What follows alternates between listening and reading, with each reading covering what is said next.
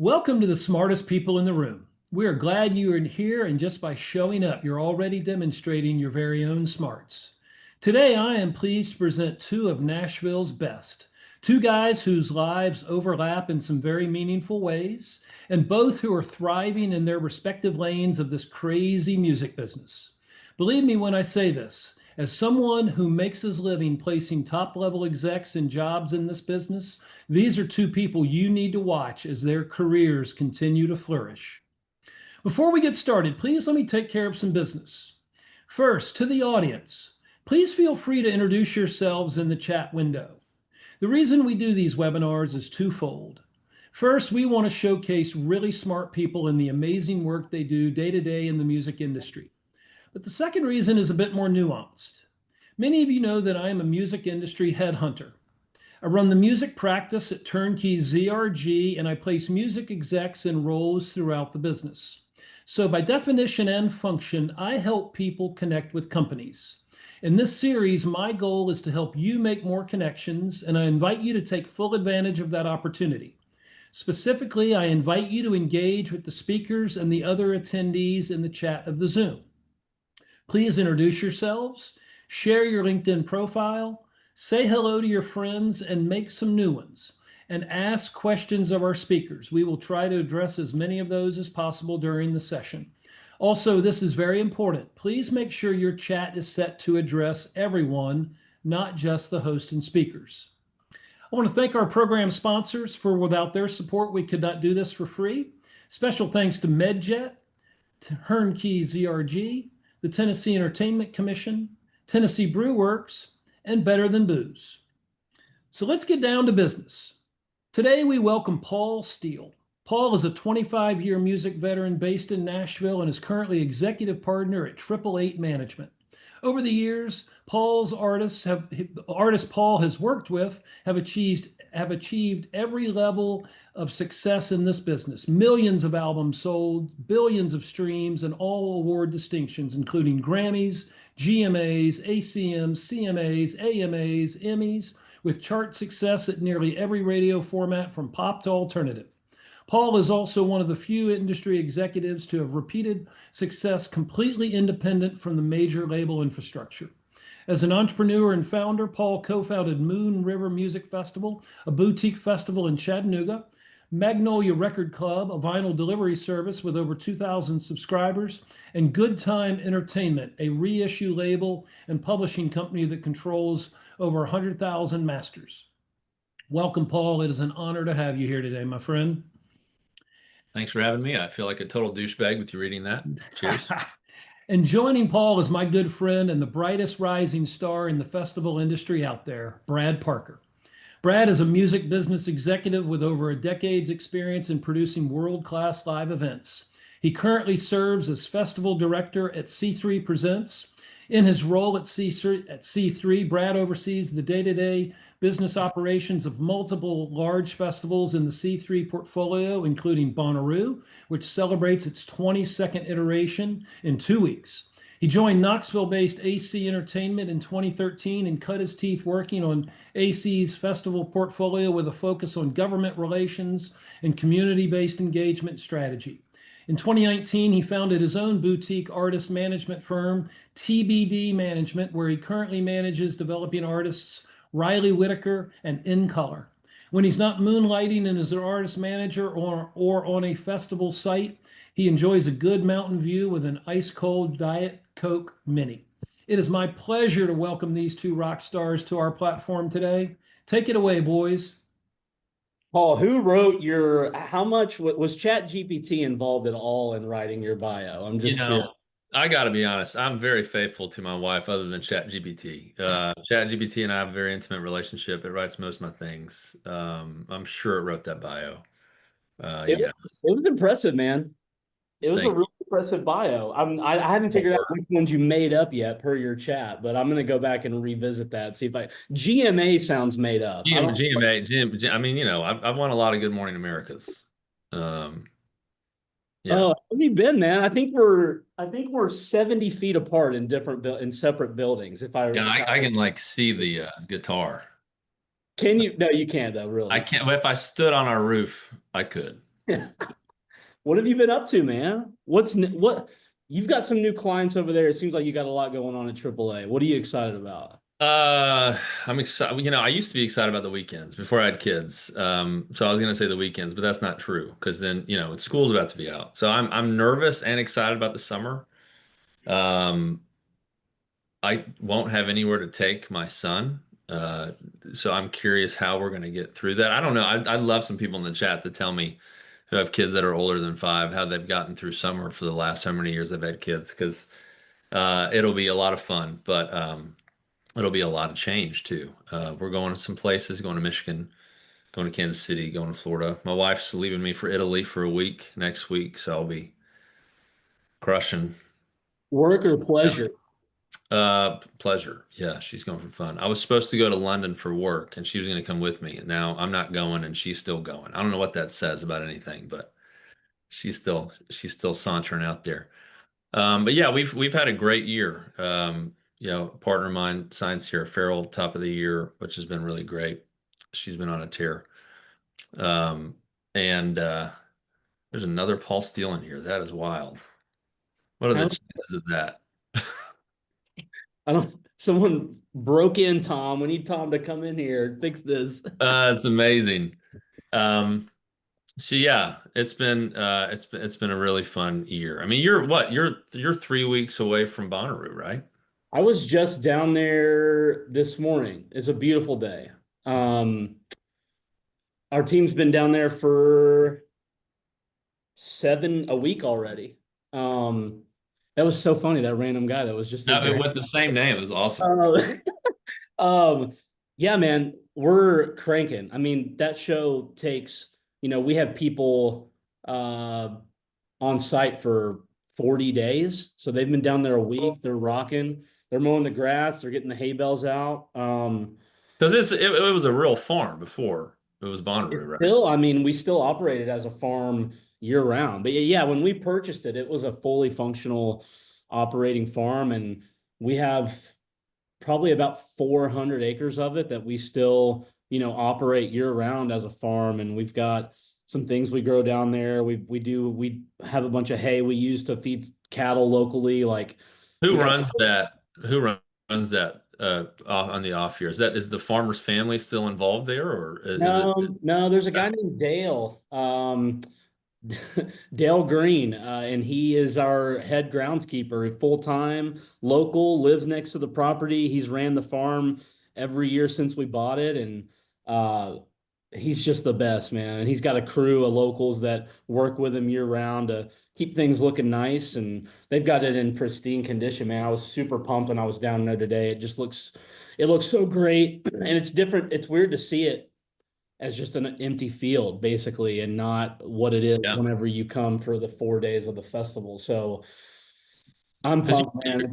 It's a big year for us. We're going to be fully loaded out there. We've already sold a couple of the days out. We're going to be sold out on camping. I mean, it's going to be one of our biggest years since probably 2019 or maybe even before wow, that.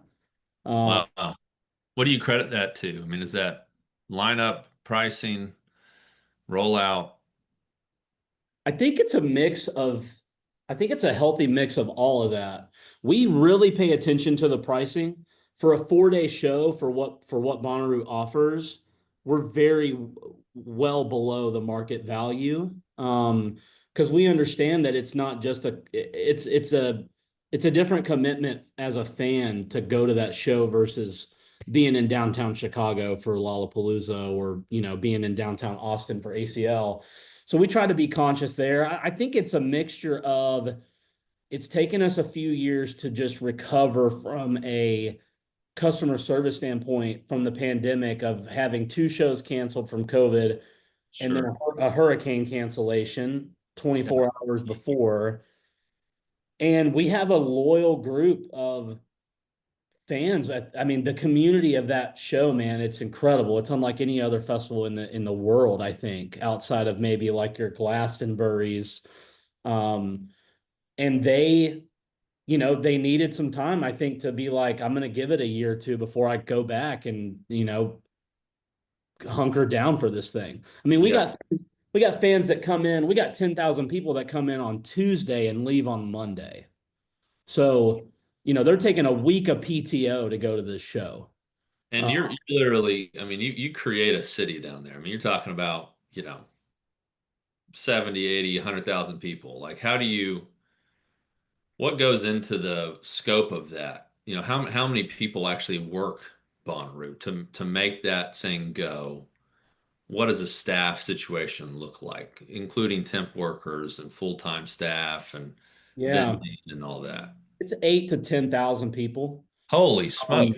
yeah, it's 8 to 10,000 people that are just making it, turning the lights on and making it work. That includes, like you said, security, bodies, and bartenders, and the people, the stage hands. Like that's everybody in that range. But it's a crazy operation. Over the years, we've made a ton of investment in the property that makes it easier to turn it into a city. Permanent bathrooms, permanent shower facilities, um, paving roads, simple things that just make a huge Creating difference. roads. Yeah, yeah, creating gravel roads, then paving them, and just eliminating the dust floating around. It's crazy how that elevates the experience for the fans. So Yeah. Yeah. I mean, it's been funny. I've been going Bonnaroo on and off for a long time. I've been here, I don't know, 21 years. And when I first started going, it felt very Mad Max. It was dust everywhere. People had their, masks on and, their bandanas and just like it was fun, but a little scary, a little intimidating. It definitely feels like it's grown up. I mean, Manchester, when you first started going there, wasn't really known for having much anything. I think there was like a Starbucks and a hotel room, or a one hotel. Like, what has the infrastructure of the city looked like the last few years? Have they tried to build up, or do y'all just bring everything in and it's pretty outside of the scope of the city's work? our local partners there have been great. They help to the extent that they can. You've got to think about, we're bringing in 7 times the amount of people that live in the city of Manchester. So That's it's like, they can only help so much because of just what they're built to support. The other 360 days a year. And they've been great. When we've needed roads paved and we've needed support on things, they've always been there. The businesses around, the hotel business has really boomed there. I think partly because of us, partly because they're just in a really busy, they're perfectly situated in like one of the busiest interstate corridors in the country. So that stretch, that's true. yeah, that stretch from Atlanta to Nashville is one of the most traveled stretches of interstate in the whole US. So if you're right there off the interstate, it's already pretty great real estate. So I think that's helped us. But yeah, they've got 4 new hotels that are opening this year that they've built in the past 12 to 18 months. It used, That's amazing. yeah, and it used to be a lot less than that. Um, it's interesting, man. Bonnaroo is very special. It's the largest camping festival in North America. It's the hardest, most complicated thing I think that we as a company execute every year. It's unlike any other thing. Like even if you look at Lollapalooza in downtown Chicago, you've got 115,000 people. Like it's just a completely different ball game doing it with 75 or 80 in the middle of a field in Tennessee. Where you, Yeah, I mean that's a I can't really fathom that. I mean, the amount of generators you would need to make that work and the power that you would need to ensure that stuff doesn't go out. I'd like to know your engineers. That's a pretty remarkable lift. That's another thing, permanent power, permanent solar, like these are all things that we've invested in the infrastructure once we owned the property and it wasn't a lease situation. We started pumping a lot of money into that place, but I'm pumped, man. Are you coming down? You I have any artists can't. on this year? Though, sorry. You have any artists on it this year? I can't I'm sure we recall. do. I'm sure we do. Gosh, that's embarrassing. It's Wish okay. you told me you're going to ask me that question. Now I got to go look. Yeah, I didn't know I was going to ask you that question either. It just kind of come up. What Uh, I'm sure we do. I mean, we've got so I think you know how we're set up, but we've got a bunch of managers here that are kind of their own little P&Ls. So it's hard to have eyes on everybody. I kind of exist has support, has needed. So half the time I don't know where a lot of our clients are on a given day. We did 1,400 shows last year. And so that was just kind of my 15 folks. And so we probably did double that across the company. Um, so it's hard to know where everybody's going to be. That actually leads me to a question of something that I wanted to talk to you about because it's been a really big focus for me recently. I've had this conversation in my head, like as I'm progressing in my career, something that I've really been focused on recently is, you know, the difference between being a great manager and being a great leader and an effective leader. It's something that's really important for me. I think it's the difference maker for like where I am now to where I want to go as far as really moving into like C-suite executive level positions in this industry and in the current structure that I'm in, being part of C3 and Live Nation. And I'm curious for you, like as you got more and more out of the weeds of the day to day with artists on your roster and have moved into a more 30,000 foot view per se. What does that mean for you as far as your priorities and how has that changed how you operate and what, every day is different for you, I assume, but like what does that look like Well, versus it's funny. 10 years ago? That's a funny question because I have realized as I've gotten more out of the weeds that I actually was not very good at them. Manager is a very vague job. There's a lot of folks in the music business that have, if you know what they do, you know what their job is. Booking agents get shows, publicists they get you on TV or they get you reviews, radio reps get you on the radio, yada yada yada yada. Promoters book shows, present shows. Manager is like, okay, one day you're a therapist, another day you're, helping connect dots on this label strategy. Another day you're booking flights. Another day you're picking up dry cleaning. Another day you're talking about marketing strategy. Like you do a lot of jobs. And early on, you're also sometimes the booking agent and the PR and the label, and it's an all-encompassing job. And I found out late in the game that I'm dyslexic. I found out early in my life that I was ADD. Those two things don't really go great with details typically. I didn't really make any money until Sam, my wife and COO here at AAA, came into my life about 15 years ago. I mean, when she was hired, she found like checks that I hadn't deposited on my desk and like, just I was just kind of a mess. Um, and so if details is the number one thing what a manager does, I'd say I'm worst at that. And so I've needed a big team to compete at a high level, just out of pure personal design. What I'm best at is I'm great at vision. I'm great at strategy. I'm an okay therapist, not licensed.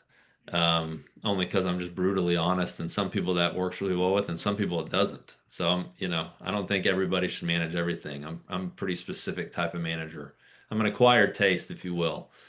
So I think this has been a really good experience for me the last few years as we've grown as a company because I think it's placating to my skills and what I happen to be best at, which is, hey, if you're at a crossroads on something, whether it's like you want second eyes on a rollout strategy, or artist needs a pub deal or a record deal or a new admin situation, like great, bring me in, coach. Like I'm great at that. If you want, I used to be a tour manager. I've been to every state 8 times. Like I can tell you most venues in America. Like, there's certain pieces of knowledge that I have just from 25 years doing it that I get to offer now versus being in the weeds and like, hey, I'm trying to get to tomorrow. I'm trying to get to the end of the day. Now I'm like, all right, well, let's plan a year out. I'm planning stuff 18 months from now.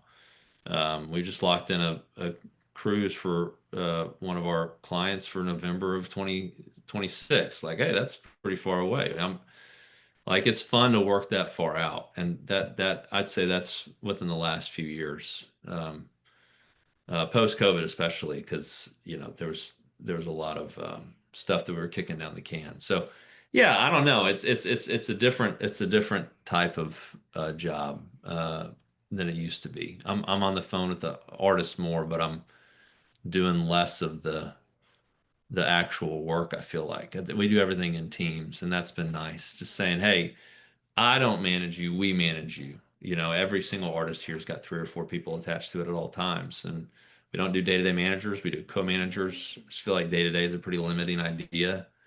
We want people to grow in their job and what their potential can be. We want them to sign their own clients. We want to be a place where people feel the freedom to do that. Because I think that's how we'll grow as a company well and how people will stick around. We want to retain good people for as long as we can. Yeah, it's that was going to be my follow-up, but I think you've maybe answered it because you said you feel like you're on the phone with your artist more. I was curious if the transition meant more that here comes another random person. They're going to be me this time.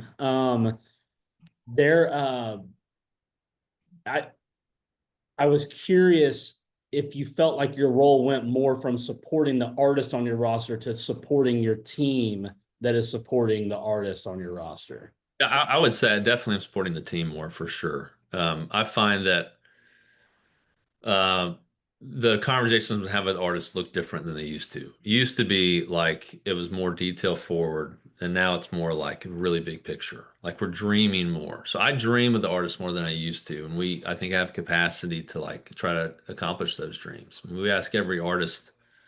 We do a State of the Union every year. It's like 6 month goals, 1 year long goals, 2 year goals, 5 year, 10 year dream goals. And every year we look at that in December and say, hey, let's look at what we checked off the list. And a lot of times we've been able to put good paths down, we realistic pathways to those 5 and 10 year goals, which I think 10 years ago we probably weren't doing that. And so I think having the capacity to help try to really dream up how to accomplish some of those things has been really fun. But yeah, I definitely feel like I work for the managers here more than the artists nowadays. Yeah. Matt in the chat is one to ask. It's relevant, so we'll stop for our first question here. How do you see the future of the majors versus independents? Feels like the rift is widening. What's your take on that? I know you've probably got a hot take. Yeah, I mean, listen, my take is I've got two side takes. My first take is I'd love if we were all on the same team. I mean, we're trying to monetize art that people think should be free. I mean, we're waging a war on behalf of creatives against culture's lack of value of it. And we happen to live in an era of time where art can be valuable. I mean, music is as old as caveman. They were banging on rocks. Native Americans were dancing around a fire singing, like, and we're making money on that shit. So, like, we're talking about 112-ish years of monetization, 130 years maybe. I don't know. First society was AFM in like 1898. That's probably not true, but something like that. And so, I think when we work together, we accomplish the most. There's a lot going on right now as far as AI goes, and there's $2 billion of uncollected royalties at the MLC. There's a lot of money to go get. There's a lot of stuff we can do together that I want independents and majors to work together on. And what is an independent? What is a major now? It's like, okay, if you're signed to AWOL, that's an independent distributor. Well, no, it's not. It's owned by Sony. Orchard, same thing. It's owned by Sony. Ingroove's owned by UMG. Virgin's owned by UMG. It's like independent labels are going through, Downtown's about to get bought for $780 million going to Virgin, which is UMG.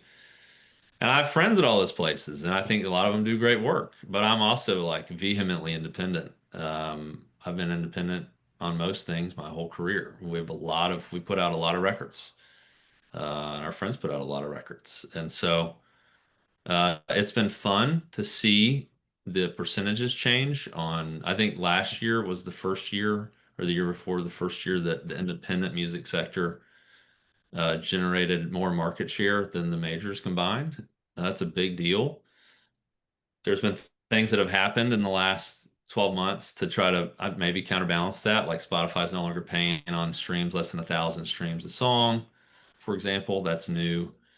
There's streaming 2.0. Amazon followed Spotify's suit with the downgrade on streams, and so it's a mixed bag. I think that the majors will always have a lot of power.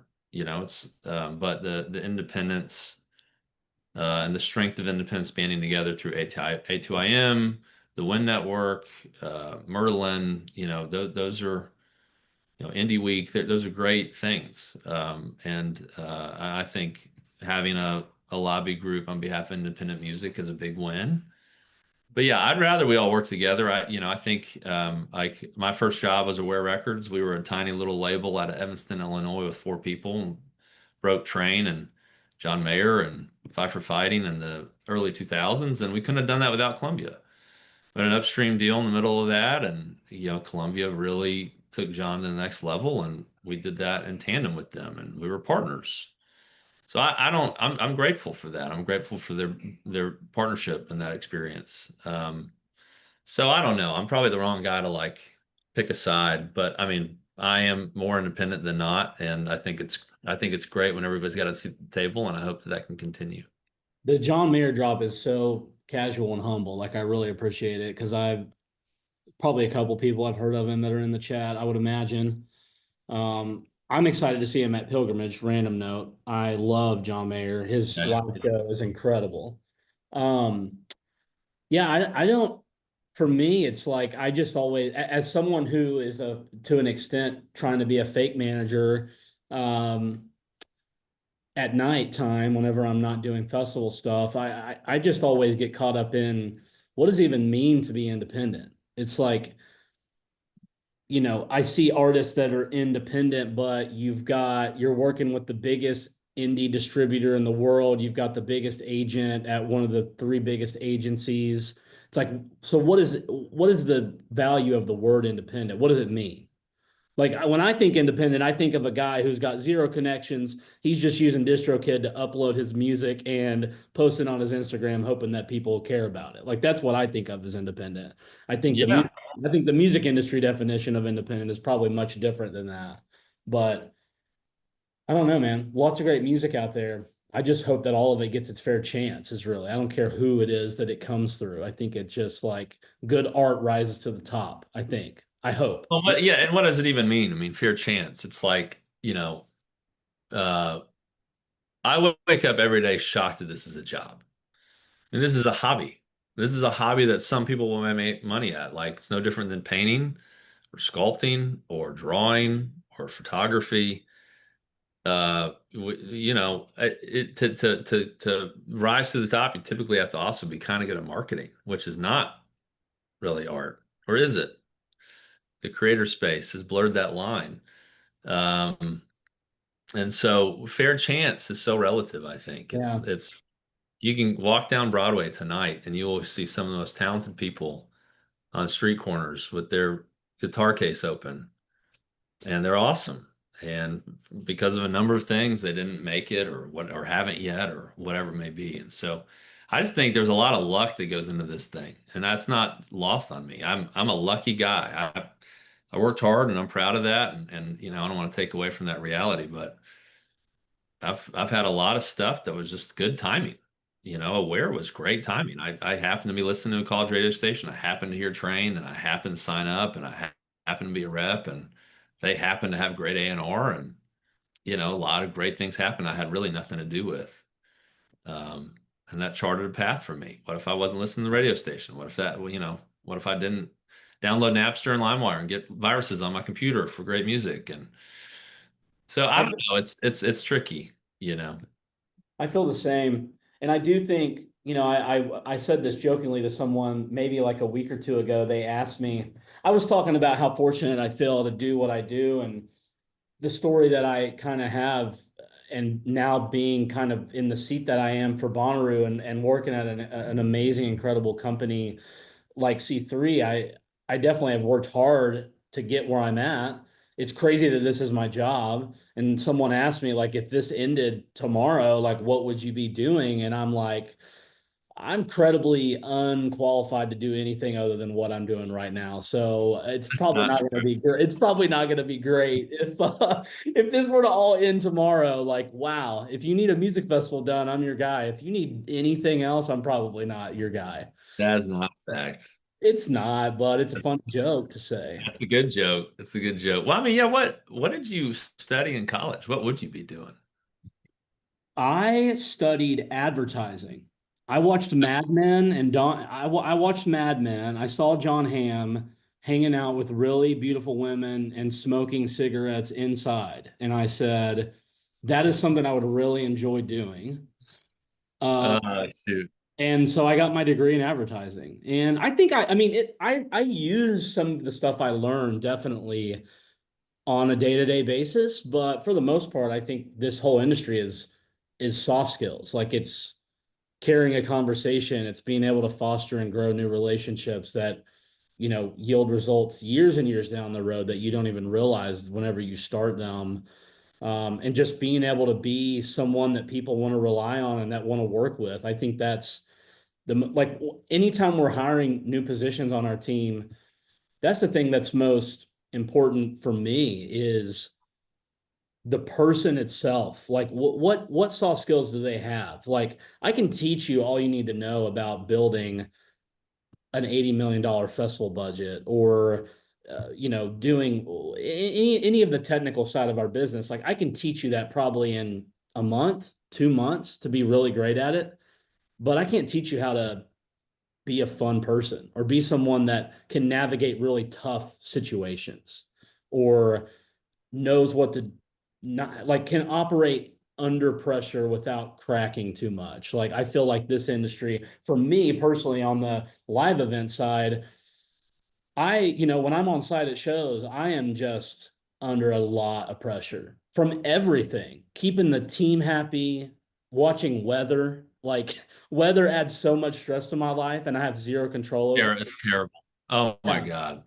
It's the worst part of my job, man, to be really honest. It's like sitting watching 70,000 people have so much fun and knowing that there's a bad thunderstorm 3 hours out and I'm just having to watch it like a hawk to see what it's going to do. Like it's the worst. I I definitely, mean, I've seen you. There's no way to really properly contextualize this. Brad and I worked on a festival together, Moon River, for a long time. It's a much smaller event. I think we did 15,000 the last one. It's in the middle of a park in the middle of Chattanooga, downtown.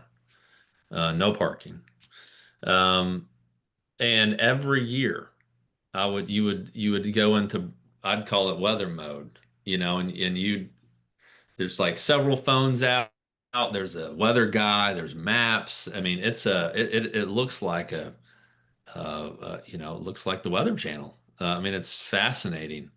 Like, talk about that a little bit, like just the amount of uh, assurances and insurances and eyes on the ground that you have to have from a weather protocol perspective.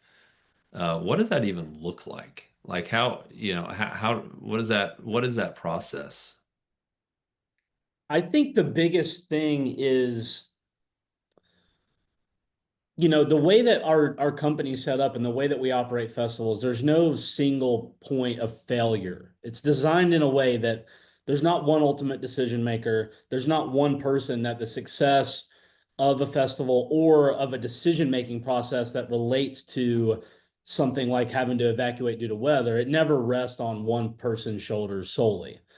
It's really about a team that is informed and has great communication and effectiveness, and usually one person in the room with the technical skill, like a meteorologist per se, and me being able to interpret what they're telling me as it relates to, do I need to get these 12,000 people out of here or can I have them stay? And there's a lot of stress with that, right? Sometimes moving those 12,000 people causes more commotion than if you just let them get wet for a little bit.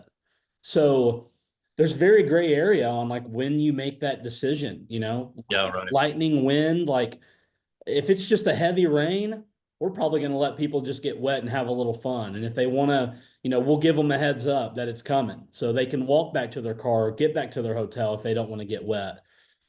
But a serious storm, it's a whole other thing. I mean, we need, on a small show, we need an hour of prep time to be ready to dump a venue to get people back safely where they need to go before the weather gets there. And it takes a whole village. It takes a lot of coordination. It's really why I've focused on the decision-making and leadership aspects of my career are super important to me right now. Because I feel like as I've moved up and am in the roles I'm in now, people, like you're saying, I'm not in the weeds on spreadsheets and everything day to day. I am like looked at to be a quick, effective decision maker.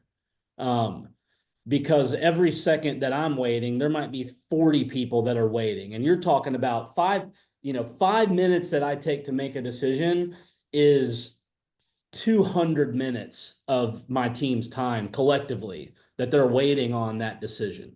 And that trickles down and trickles down. So I think that that's something I've really been focused on, is not trying to necessarily chase perfection and being right all the time, but having a good batting average and making quick, effective decisions rather than always making the right decision.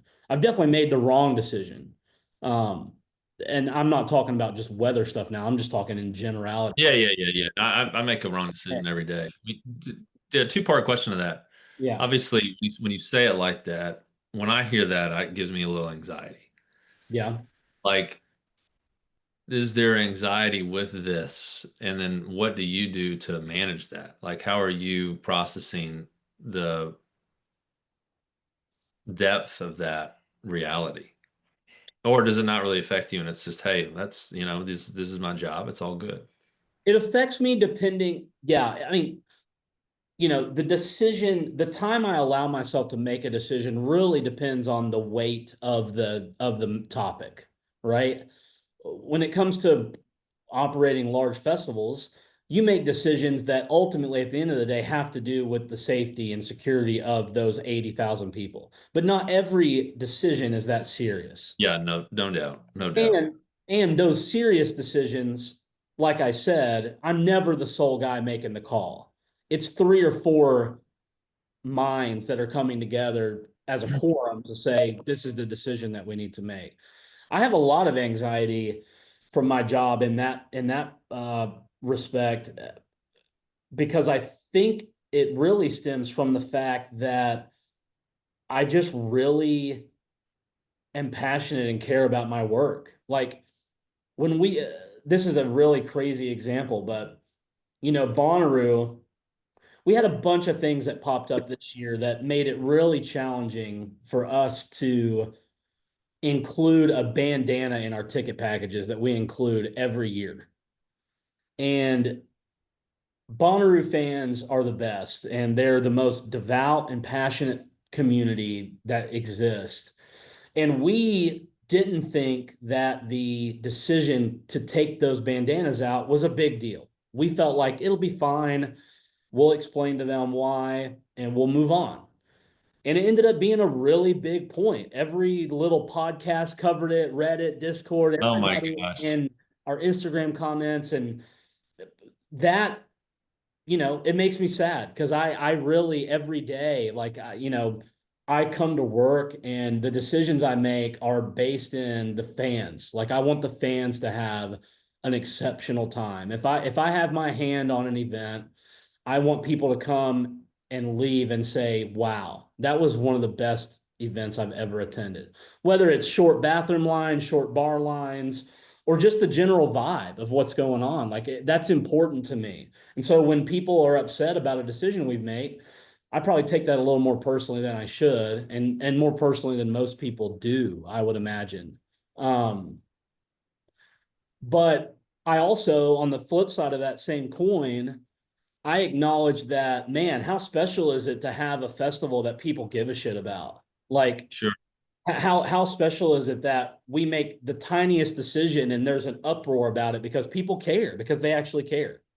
Um, that's not something that exists with every brand, artist, festival, anything. Like some people just they don't care. Um, so I don't know. It has its pros and cons. I've gotten better with the anxiety as I've gotten older because I've just accepted that there's just so much that at the end of the day I just have no control over, and I have to just Well, and get into it. I don't know if you've seen this, but we've certainly seen this on our side, on the management side. Where fans expect more transparency.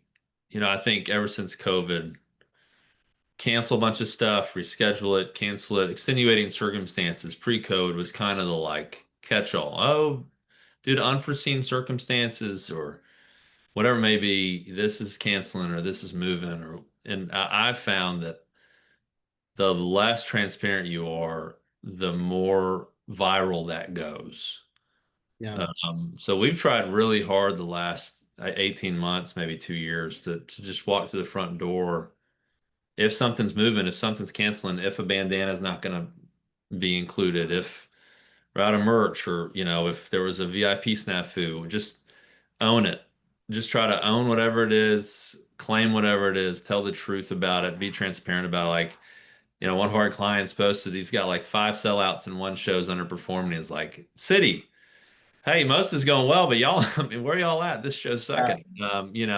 Rather than tickets are going fast, just, trying to just be a little bit more earnest. I think Yeah, I think for us, we've done a really great job with Bonnaroo with that transparency. After the cancellation in 2021, we made a really big decision whenever we were getting ready to go on sale for 2022. We knew we were going to have a bunch of customer service issues with how everything with COVID and the hurricane had went down. And we made the decision of like, hey, it's not sexy stuff, it's not cool stuff, but we're going to go out and we're going to say, here's the improvements we're making on our property so that we can weather these storms better in the future and not have to cancel the show. We're paving roads, we're putting in drainage systems. We were very transparent with a bunch of stuff that typically I think would be described as like inside baseball from a fan perspective. And it was one of the most well received Yeah. and liked Instagram posts that we'd had, in years. And so the bandana thing, what gets me looking back on it is like we looked at it. I'm usually really great at taking a lot of things into consideration.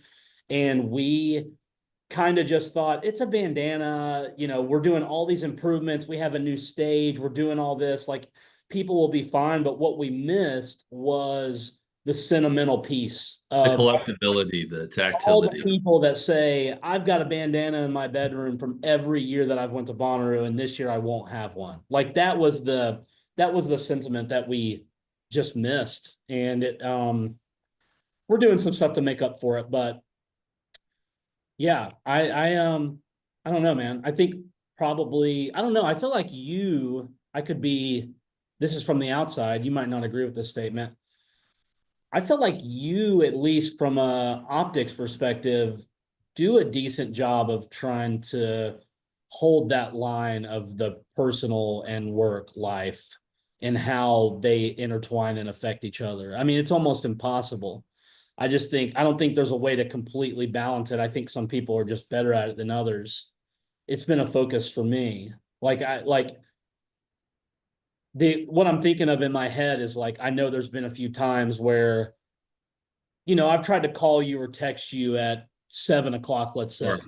and you'll say, "Hey, it's kid time right now," and I love and respect that. Like I'm trying to do that for myself. Like, was there something that changed? Like, was there something in your like that happened that made you say, "I've got to start just being vocal You're with people about this"? you're gonna laugh. You're gonna laugh. I hope you're gonna laugh at this. So, the movie Hook. Okay, with Robin Uh, Williams. Robin Williams is on the phone before, he goes into Never Never Land. And I think it's his wife takes the phone and throws it in the snow. And it's this whole movie about like, I watched it when I was really young. It's this whole movie about this workaholic who doesn't know his kids and, refines his youth, and I've always loved that movie. It's one of my favorite movies. But I grew up in a house that really valued work. My dad worked really long hours. My grandfather worked really long hours. My mom worked really long hours, and I wanted a pair of shoes when I was 12, and my mom said, "All right, come to the office with me. Lick envelopes and stamps, and you'll pay for those shoes by the end of the summer." I did. And so work has always been, I'm a workaholic, no doubt about it. I work hard, I always have, I always will. I'll probably die working. But I want to model what it looks like to be present best I can with my kid. And so when we had kids 5, 6 years ago, I never wanted him to feel that the phone was more important than him. Not to say like, I'm 80s kids. It's not that like cell phones weren't really common when I was a kid. They weren't really a thing until I think the 90s.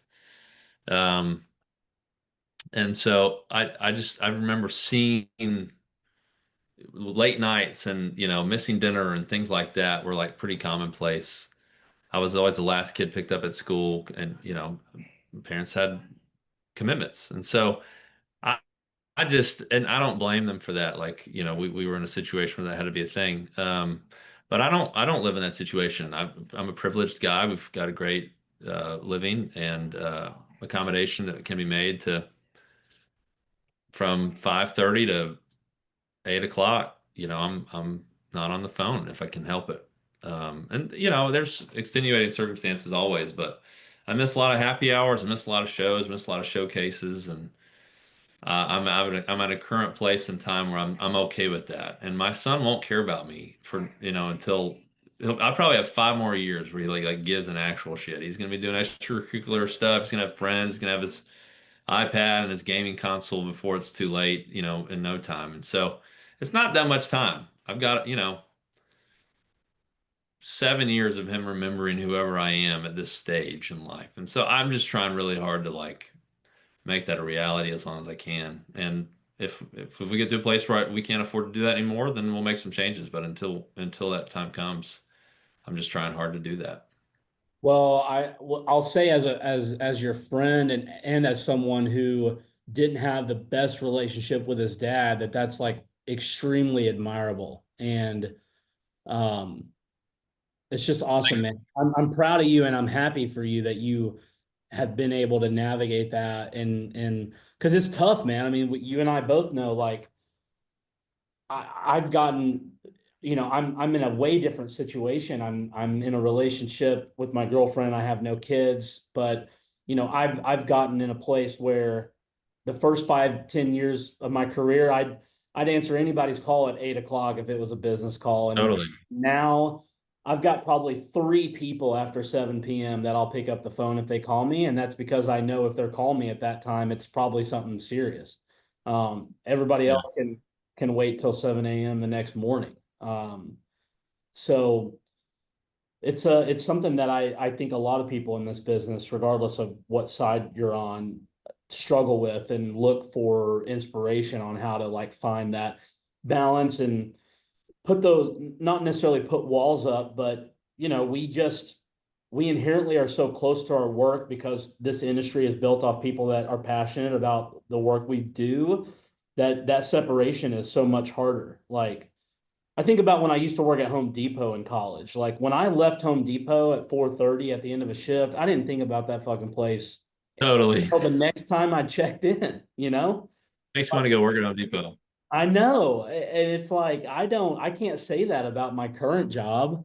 But Yeah. I love my job. I'd rather do what I'm doing 10 times over than be work than like go back to getting carts out of the lot and slinging bags of concrete. I'm thankful that I had that experience because it's given me a lot of perspective on just what my priorities are and what I'm thankful for and how much of an honor it is to just do what I get to do on a day-to-day basis. And I think that context has been a big contribution to my success, honestly. Uh, Yeah. Yeah, I can see that. And I think COVID too was really helpful for us. I mean, we used to have a lot of rules, right? Like you had to be at the office. Now we've got people in 7 different states. Our office is half empty half the time. I mean, like Stuff used to really annoy me. I think it was really good for me to have some perspective, and you just, you don't know what you don't know. You don't like I learn by experience kind of only. I don't really learn through other people's stories. I just got to either mess it up or do it or try it. And my wife was the one who taught me that there's more than one right way to do something. That blew my mind. The idea that there was more than one right path. I was like, what are you talking about? And she was right. And so, I think there's a lot of life that's been lived, especially the last 5, 6 years post snap, that I think have just added a lot of depth to how we approach stuff. And Yeah.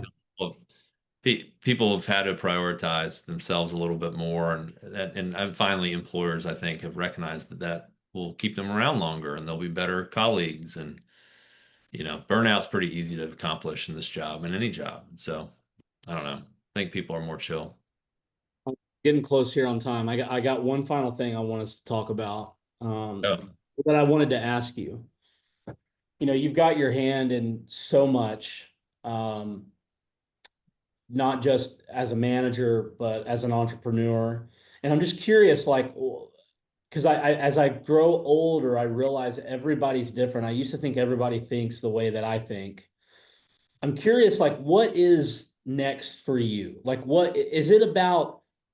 Is it about just maintaining and being where you are, or is it about some other big next step that you want to get to? Like, what does the next 10 years look like for you, ideally? no, it's funny. That's a good question. Thanks for asking it. And I want to ask you the same thing, so I'll keep mine brief. I used to want to be like the most powerful manager ever.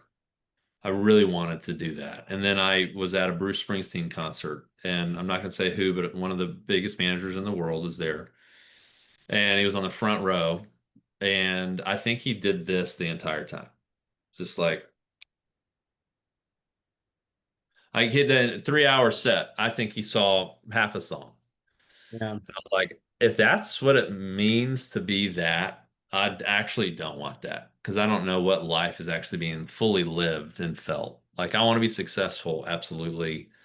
I want to, I want to provide for my family, yada, yada, yada. Yeah, I'm very ambitious and I work hard for that ambition and whatever. So, but there's a line in which, like, I no longer, like, I don't care if I'm a billboard this or a star that or roster select. I don't know what they're fucking called anymore. But I don't, I cringed at that bio, it's like, it's great. I'm really proud of all those things. But, when you say them out loud, like none of that's really me. Um, I'm just like who I am. I want to show up for my friends and my colleagues. I want to do a good job by people. I want to be a good neighbor. I want to be a good dad. I want to have money. I want to be able to travel. I want to like live a full life, and learning how to like actually live that life is what I'm working on right now because I don't medicate my ADD. So I have a new idea every 3 months. And like half the time I do those ideas. And half of those ideas are good and half of them are just distractions from doing the things I should be doing. I'd rather start a new company than clean out my inbox. That's a true story. Look at my inbox and like, I'd rather just do this. I'd rather invest in that. Or I'm going to I'm going to open a bar. I'm going to bartending school. Like I would do anything to avoid what I have to do. Like clean my closet. No, no, no, no, no, no. I'm going to hire 3 people and start a new business. And I'm going to do laundry now for people. I'm going to start a laundry service. And so just trying to be honest about that and chill on some of the entrepreneurialism because that is a drug for me. Like I love a distraction. I love full sending and hyperfixating into a distraction. And there's plenty of life to focus on and be present with. And so I think I'm trying to now go the kind of the opposite way. It's like, all right, I've got some cool stuff, built some cool pillars. Stop starting new stuff and focus on that and like close some loops to shut some stuff down if I need to. So I'm the next 10 years hopefully look a little bit more simple and a little bit more present and a little bit more content. What about you?